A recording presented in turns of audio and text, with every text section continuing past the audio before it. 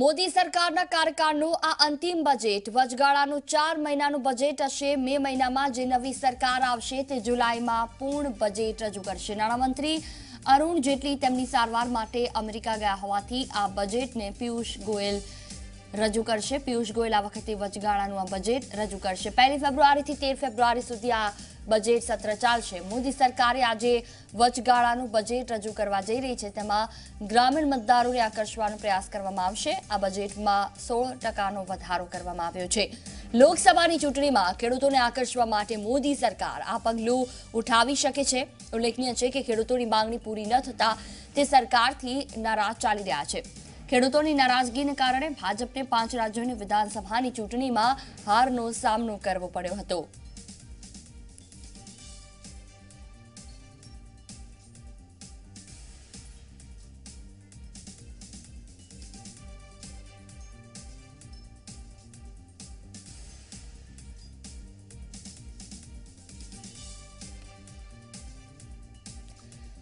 તો આજે જ્યારે બજેટ રજૂ થવાનું છે ત્યારે લોકોનો શું મત છે, સરકાર પાસેથી તેમને શું આશાઓ છે તે બાબતે વાતચીત કરવા માટે અમદાવાદથી અમારી સાથે અમિત રાજપૂત જોડાયા છે। કેટલાક યુવાઓ સાથે વડોદરાથી સંવાદદાતા રવિ અગ્રવાલ પણ અમારી સાથે છે। બંને સાથે વાતચીત કરીશું। અમિત, અમદાવાદના યુવાનો શું આશા રાખી રહ્યા છે આજે જે બજેટ રજૂ થાય તેને લઈને? તેમના મત પ્રમાણે સરકાર તરફથી તેમને શું આશા છે કે આ પ્રકારની રાહત મળવી જોઈએ? તમે જો પેલી ક્યાં છે ભાજા બતાવો બિલકુલ જુહી જે પ્રકારથી આજે મોદી સરકારનું અંતરિમ બજેટ જે આજે રજૂ થવાનું છે, અત્યારે ઝી મીડિયાની ટીમ જે છે એ અમદાવાદના સૌથી પ્રસિદ્ધ એવા લો ગાર્ડન ખાતે છે અને લો ગાર્ડનનું જે વોકર્સ ક્લબ છે, આપ જોશો કે આ વોકર્સ ક્લબ ખાતે અહીંયા લોકો હાજર છે અને તે પોતાની પ્રતિક્રિયા આપવા માટે તત્પર છે। અમારી સાથે વાત કરવા માટે ઉત્સુકતા ખૂબ છે લોકોમાં અને ઉત્સુકતાના લીધે જ આ લોકોને ખ્યાલ છે કે આજે મોદી સરકારનું અંતરિમ બજેટ છે, એટલે એમની સાથે જ વાત કરીશું। આજે મોદી સરકારનું અંતરિમ બજેટ છે, શું આશા અને અપેક્ષાઓ છે આપની? ઘણી આશાઓ છે સિનિયર સિટીઝન માટે, ખાસ કરીને સિનિયર સિટીઝન માટે 3.5 લાખ છે એની જગ્યાએ 5 લાખ થવા જોઈએ। 5 લાખ થવા જોઈએ। આપ શું કહેવા માંગો છો દાદા, ને આપ શું કરો છો? હું હાઈકોર્ટમાં એડવોકેટ છું, વકીલાત કરું છું। અત્યારે તો વચગાળાનું બજેટ છે, ખરેખર તો વોટ એન્ડ એકાઉન્ટ હોવું જોઈએ, પણ તેમ છતાં ચૂંટણીનું વર્ષ હોવાથી આજે વધારેમાં વધારે રાહતવાળું બજેટ આવશે અને ગઈકાલથી અસર થઈ ગઈ। શેર બજારમાં 450 પોઈન્ટ વધી ગયા ને આજે બધી રાહત જ ડિક્લેર કરવાની છે। વધારેમાં વધારે અપેક્ષા છે કે સિનિયર સિટીઝન છે એનું 10 લાખની વ્યાજની આવક છે, પેન્શનની એમાંથી મુક્તિ આપવી જોઈએ। પછી મધ્યમ વર્ગના જે વ્યાજની ઇન્કમ ટેક્સની લિમિટ ઊંચી કરવી જોઈએ। ત્યાર પછી જીએસટી જે લાગુ પાડ્યો છે ખાદ્ય પદાર્થમાં અને કપડામાં, એમાં ટોટલી જીએસટી કાઢી નાખવો જોઈએ, તો જ આ ઉદ્યોગો ધંધા ચાલશે। ચોથી વસ્તુ, આપણું એક્સપોર્ટ બંધ છે, તો એક્સપોર્ટ માટે કંઈ ઉત્તેજન આપવું જોઈએ, પણ અત્યારે આ કોઈ નવા નીતિ વિષયક નિર્ણય નહીં આવે, ખાલી કામચલાઉ બજેટ, રાષ્ટ્રપતિના પગાર, ધારાસભ્યના પગાર અને પાર્લામેન્ટનો ખર્ચો, આ 1.5 મહિનાનું જે બજેટ છે, કારણ કે એપ્રિલની 20 તારીખે તો ઇલેક્શન ડિક્લેર કરે છે અને 26/5 પહેલાં તો નવી ધારાસભા આવી જશે, પાર્લામેન્ટ। એટલે આપણે અપેક્ષા રાખીએ ને આ સરકારને ભગવાન સદબુદ્ધિ આપે કે સારામાં સારા લોકોના, જનતાની તરફેણમાં બજેટ રજૂ કરે। આપ શું કહેવા માંગો છો, કેવું બજેટ છે, શું અપેક્ષા છે આપની? અત્યાર સુધીમાં સરકારે 4.5 વર્ષમાં 3 થી 4 બજેટ રજૂ કર્યા છે, તેમાં નકરી લોલીપોપ આપવામાં આવેલી છે અને આગામી વર્ષ જ્યારે ચૂંટણીનું વર્ષ છે, 1.5 મહિના પછી જ્યારે ચૂંટણી ડિક્લેર થવાની છે ત્યારે એક લોલીપોપ ટાઈપનું લોકોને ભરમાવવા માટેનું એક બજેટ આપવામાં આવશે। આજે સામાન્ય વર્ગ, આજે યુવાનો બેરોજગાર છે। આજે સરકારનો ગઈકાલનો આંકડો હતો કે નોટબંધી અને જીએસટીના લીધે સરકાર આજે ડાઉન થઈ છે, 45% આજે બેરોજગારી વધી છે દેશમાં। તો આજે યુવાનોને પણ આશા છે કે યુવાનો માટે એક આવે અને મહિલાઓ, ગૃહિણી માટે આજે ગેસના બાટલાનો ભાવ જે યુપીએ સરકારમાં 400 રૂપિયા હતો તે આજે 900 છે।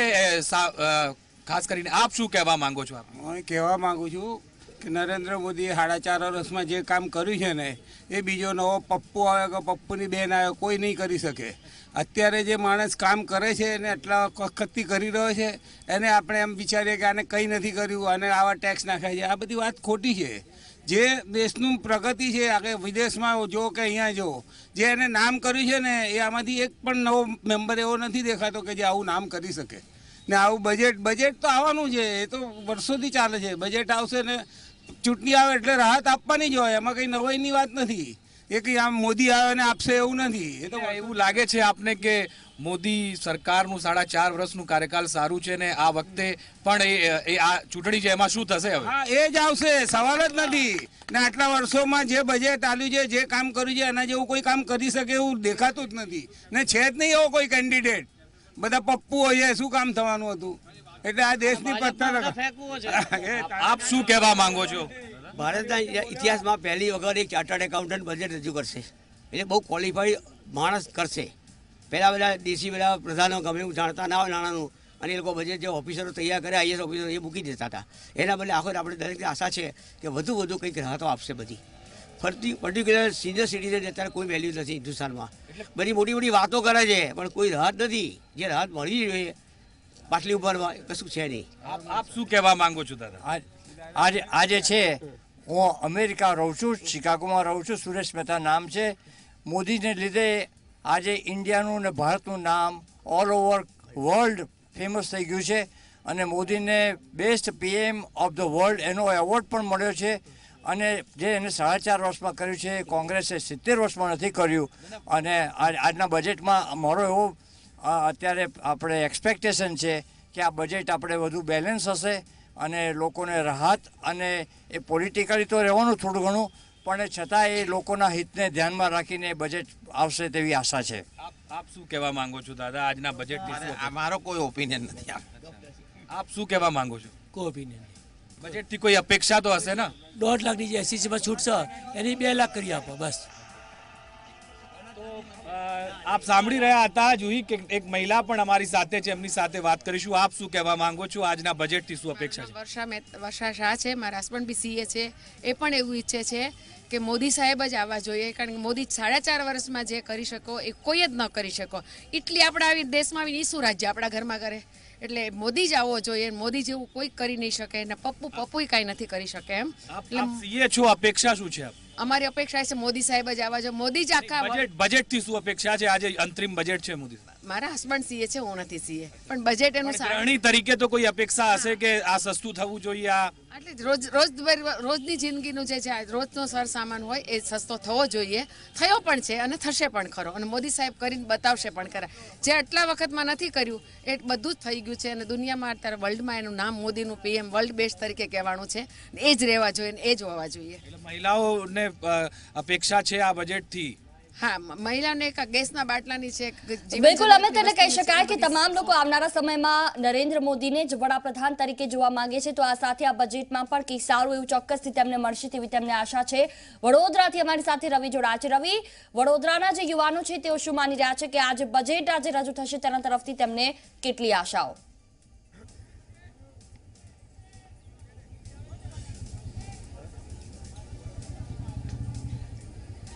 બિલકુલ જુહી, જે રીતના કેન્દ્ર સરકાર દ્વારા તેમનું આજે લાસ્ટ ટર્મ છે અને તે વચગાળાનું જે બજેટ રજૂ કરવા જઈ રહ્યા છે, પિયુષ ગોયલ 11 વાગે તે બજેટનું જે ભાષણ છે તે શરૂ કરશે. ત્યારે આપણે વડોદરાના નવલખી મેદાનમાં અહીંયા ઉપસ્થિત છે કે જ્યાં સવારમાં તમામ વર્ગના જે લોકો છે તેઓ ક્રિકેટ રમવા માટે આવતા હોય છે. યુથ હોય છે, વેપારીઓ હોય છે, બિઝનેસમેન હોય છે અને નોકરિયાત વર્ગ પણ હોય છે. આ તમામ લોકો આપણી સાથે અત્યારે ઉપસ્થિત છે. આપણે તેમની સાથે વાત કરીને પૂછવાનો પ્રયાસ કરીશું કે તેમને શું બજેટથી આશા અપેક્ષા છે. આપ શું આશા રાખી રહ્યો છો કે આ ચૂંટણી નજીક છે ત્યારે કયા પ્રકારનું બજેટ હશે અને શું આશા છે આપણે?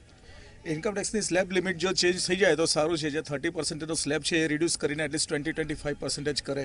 એની અંદર જે કેલ્ક્યુલેશન હોય છે એ લિમિટ રિડ્યુસ કરવામાં આવે તો એટલીસ્ટ જનરલ જે ટેક્સ પેયર છે એને સારો લાભ મળી શકે. આપ શું કહેશો? આપ શું કામ કરો છો અને કઈ રીતના તમને બજેટથી આશા અપેક્ષા છે? મારી શોપ છે અને હું બરોડામાં, એટલે લાઈક મીઠાઈની દુકાન છે. સો અમારી આશા એવી છે કે મિનિમમ એટલીસ્ટ 5 લાખનું ટેક્સ સ્લેબ મિનિમમ કરી દેવું જોઈએ, જે લિમિટ છે. અને એમાં આ જે એક્ઝેમ્પશન મળે છે એની લિમિટ પણ 2 લાખથી વધારીને એટલીસ્ટ 2.5 લાખ કરી દેવામાં આવે. અને GST હમણાં જે ચેન્જીસ આવ્યા છે એના કારણે ઘણા બધા હમણાં કન્ફ્યુઝન ઊભા થઈ રહ્યા છે.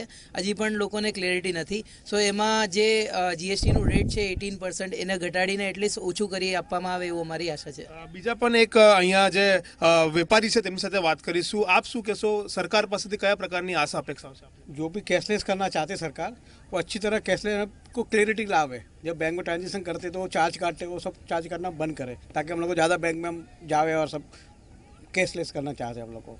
શું કહેશો કાકા, કયા પ્રકારનું બજેટ? અત્યારે હું ઇન્સ્યોરન્સ ફિલ્ડમાં છું અને હેલ્થ ગ્રાઉન્ડ ઉપર જે ફેમિલીના જે ઇન્સ્યોરન્સ હોય છે એનું પ્રીમિયમની ટેક્સ લિમિટ છે એ ઇન્ક્રીઝ કરવા માટે હું સરકારને વિનંતી કરીશ. બિલકુલ. તો જુહી, આ જે વાતચીત કરી વડોદરાના જે લોકો છે, બિઝનેસમેન, નોકરિયાત વર્ગ, તમામ લોકો કહી રહ્યા છે કે આશા તો ખૂબ જ છે. હવે જોયું રહે કે પિયુષ ગોયલ કયા પ્રકારનું બજેટ રજૂ કરે છે. શું ખરેખર લોકોની આશા તેનાથી પૂરી થાય છે કે ફરી વખત તેમને જે આશા છે તે ઠગારી નીવડે છે? જી બિલકુલ, ખૂબ ખૂબ આભાર રવિ આપનો. તો જે રીતે અમદાવાદ વડોદરા વાસીઓ માની રહ્યા છે કે આવનારા સમયમાં સારામાં સારું બજેટ મોદી સરકાર દ્વારા રજૂ કરવામાં આવે. મહત્વનું છે કે આ તેમની સરકારનું અંતિમ બજેટ છે. ત્યારબાદ 2019 લોકસભા ચૂંટણી બાદ જે પણ સરકાર આવે તે પૂર્ણ બજેટ રજૂ કરશે. વચગાળાનું આ બજેટ મહત્વનું છે કે તેમાં ખેડૂતો માટે અને ખાસ કરીને ટેક્સમાં ઘણે અંશે રાહત મળી શકે છે. તો આ સાથે નવી કોઈ જોગવાઈની જાહેરાત થાય તો પણ નવાઈ નહીં.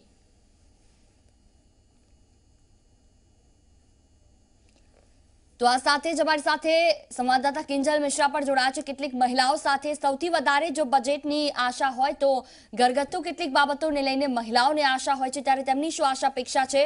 કિંજલ, વાત કરીએ તો આપણી સાથે કેટલીક મહિલાઓ છે, તેમની પાસેથી જાણવાનો પ્રયાસ કરીશું કે આખરે આજના આ બજેટને લઈને તેમની શું આશા અપેક્ષા છે સરકાર પાસેથી.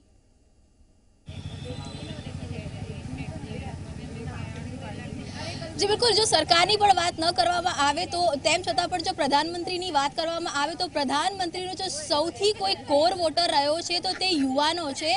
ચાય પે ચર્ચાને લઈને અનેક કોન્સેપ્ટમાં જે યુવાનો હતા તેમની સાથે જોડાયેલા હતા. આપ જોઈ શકો છો કે અમે હાલમાં પ્રહલાદનગરમાં છીએ. પ્રહલાદનગરમાં એક બર્થડે સેલિબ્રેશન ચાલતું હતું જેની વચ્ચે અમે આવી ગયા છીએ અને આજ શું માને છે, ખાસ કરીને યંગ બ્લડ છે, તેમનું શું માનવું છે, સીધા તેમ સાથે વાત કરવાનો પ્રયત્ન કરીએ. આ જે બજેટ છે, બજેટને લઈને એક યુવા તરીકે આપની સરકાર પાસેથી શું અપેક્ષાઓ છે? એજ્યુકેશનમાં રિલીફ મળવી જોઈએ, લોનમાં રિલીફ મળવી જોઈએ, વિઝામાં ક્યાંક રિલીફ મળવી જોઈએ, શું માનો છો? આઈ ફીલ કે સરકાર આપણા માટે ખૂબ જ કરે છે, આપણે એમને સપોર્ટ પણ કરવો જોઈએ. પણ આ એમનું છેલ્લું બજેટ છે લોકસભાની ચૂંટણી પહેલાંનું, એટલા માટે જો એ પેલું ગિફ્ટ રેપ પેકેટ ના હોય તો સારું, એના ઉપર વર્ક પણ થવું જોઈએ. અને મને ખેડૂતોના લાભ માટે વધારે અપેક્ષા છે કે ખેડૂતોને લાભ મળવો જોઈએ, બિકોઝ દેટ્સ ધ રૂટ્સ, આપણું રૂટ છે એટલા માટે. અને સ્ત્રીઓલક્ષી વધારે બજેટ જવું જોઈએ એવી અપેક્ષા છે. આપનું શું માનવું છે એક યુવા ચહેરા તરીકે, એક યંગ બ્લડ તરીકે, બજેટ આ વખતનું કેવું આવવું જોઈએ, ઇલેક્શન પહેલાંનું બજેટ? સૌથી પહેલાં તો ચૂંટણી પહેલાંનું મોદી સરકાર તરફથી આ છેલ્લો બજેટ છે, તો મારી અપેક્ષા એમના સાથે તો ઘણી બધી જોડાયેલી છે. પણ હું સાથે એવી પણ આશા રાખું છું કે કોઈ પણ એક વર્ગને ધ્યાનમાં ન રાખતા દરેક વર્ગને સમાન હક મળે એ પ્રકારના બજેટની હું આશા રાખું છું, જેની અંદર શિક્ષણ, આરોગ્ય, ખેડૂતો, મધ્ય વર્ગના લોકો, સેલરી જેટલું પણ વર્ગ છે, જે લોકો નોકરિયાત માણસો છે, લો વર્ગ, મીડિયમ વર્ગ અને હાયર વર્ગ જે છે, દરેક વ્યક્તિને સમાનતા મળે એ પ્રકારના બજેટની હું આશા રાખું છું. ખાસ કરીને જ્યારે મહિલાઓની વાત થતી હોય છે ત્યારે એક સુરક્ષા પણ એક ખૂબ મહત્વનો વિષય આવતો હોય છે અને જે રીતે ગુજરાતને લઈ અને આખા દેશમાં ક્યાંક ને ક્યાંક જે કિસ્સા બની રહ્યા છે, લાગે છે કે આ બજેટમાં સરકારે કંઈક એવું મહત્વનું પગલું લેવું જોઈએ? 100%. જો અત્યારે હાલમાં જે પ્રકારે અત્યારે હાલની જનરેશન વધી રહી છે એના પ્રમાણે સુરક્ષા બજેટ પણ વધારવાની જરૂર છે. અમુક સમય પછી જે પ્રકારના અમુક વિસ્તારો છે જ્યાં આગળ આપણને જતા ડર લાગે છે, એવી આશા રાખીશ કે એ સુરક્ષા પાછળ પણ થોડુંક બજેટ જવું જ જોઈએ.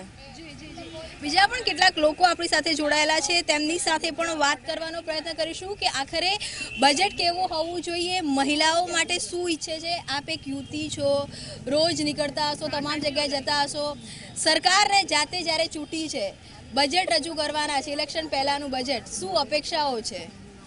બજેટ સારું જ હશે. ઇઝ અ સરકાર, is our Bhajpa, Modi, hope for the best. કેવા પ્રકારની, ક્યાંક ભાવમાં ઘટાડો થવો જોઈએ, જીએસટી સ્ટ્રીમલાઇન થવું જોઈએ, શું લાગે છે? જીએસટી નો idea for GST, but believe કે મોદી જે કરે છે બરાબર જ છે. બિલકુલ. તો આ જે તમામ યુવા હતા તે યુવા ચહેરામાં ક્યાંક ને ક્યાંક આજે બી મોદી વેવ્સ છે અને તેઓ માની રહ્યા છે કે મોદી જે કરશે તે બરાબર છે અને બજેટ માટે ક્યાંક ને ક્યાંક આશાભૂત થઈને બેઠા છે.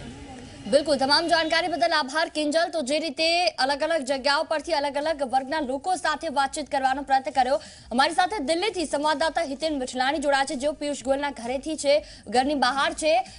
હિતેન, વાત કરવામાં આવે તો થોડી જ વારમાં પિયુષ ગોયલ ઘરેથી નીકળશે અને ત્યારબાદ આજનું બજેટ રજૂ કરવાના છે. કેટલા વાગ્યાની આસપાસ તેઓ ઘરેથી સંસદ જવા માટે નીકળશે? બિલકુલ જુઈ, વાત કરીશું તો ફાઇનાન્સ મિનિસ્ટર પિયુષ ગોયલ લગભગ 8:40 પોતાના આવાસ સ્થાન ઉપરથી રવાના થશે અને 8:50 તે નોર્થ બ્લોક પહોંચશે. ત્યારબાદ 9 વાગે જે બજેટની ટીમ હતી તેની સાથે પિયુષ ગોયલ જે છે તે રાષ્ટ્રપતિ ભવન માટે રવાના થશે. ત્યારબાદ રાષ્ટ્રપતિની મુલાકાત લઈને, રાષ્ટ્રપતિની પરવાનગી લઈને તે પાર્લામેન્ટ પોતાની ટીમ સાથે પહોંચશે.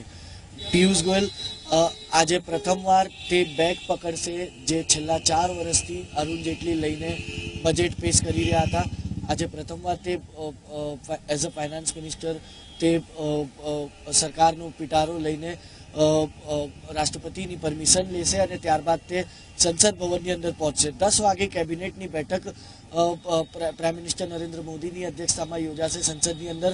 10 વાગે બજેટ જે છે તે કેબિનેટની અંદર પાસ કરવામાં આવશે અને ત્યારબાદ 11 વાગે પિયુષ ગોયલ સંસદની અંદર બજેટ રજૂ કરશે. હાલાકી આશા, અપેક્ષા, ઉમ્મીદ ઘણી છે, કારણ કે અંતિમ બજેટ છે સરકારનું અને અંતિમ બજેટ હોવાથી ક્યાંક ને ક્યાંક લોકોને અનેક એવી અપેક્ષા હોય છે કે સરકાર ક્યાંક ને ક્યાંક તેમને ફાયદો જરૂર પહોંચાડશે. જે ગત વર્ષે જે હિસાબે ટેક્સમાં કોઈ રાહત નહોતી, આ વખતે ઉમ્મીદ છે કે ટેક્સ સ્લેબમાં કોઈ પણ પ્રકારનું ફેરબદલ કરે જેથી નોકરિયાત વર્ગ અને સામાન્ય વર્ગને ફાયદો મળે. ખેડૂતો માટે અનેક એવી યોજનાઓ સરકાર જે છે બજેટની અંદર લાગુ કરી શકે છે. યુબીઆઈ સ્કીમ વિશે લાંબા સમયથી ચર્ચા ચાલી રહી છે કે ડાયરેક્ટ ખેડૂતોના અકાઉન્ટમાં પૈસા સરકાર તરફથી હર મહિને ડિપોઝિટ થાય. આ સ્કીમ બજેટની અંદર ક્યાંક ને ક્યાંક લોન્ચ કરી શકાય છે. હોમ લોન ગ્રાહકો માટે જે છે તે ટેક્સમાં કોઈક રાહત આપી શકાય છે. એટલે ક્યાંક ને ક્યાંક અપેક્ષા અનેક છે, સામાન્ય વર્ગને હોય કે નોકરિયાતને હોય કે પછી શેર માર્કેટને હોય.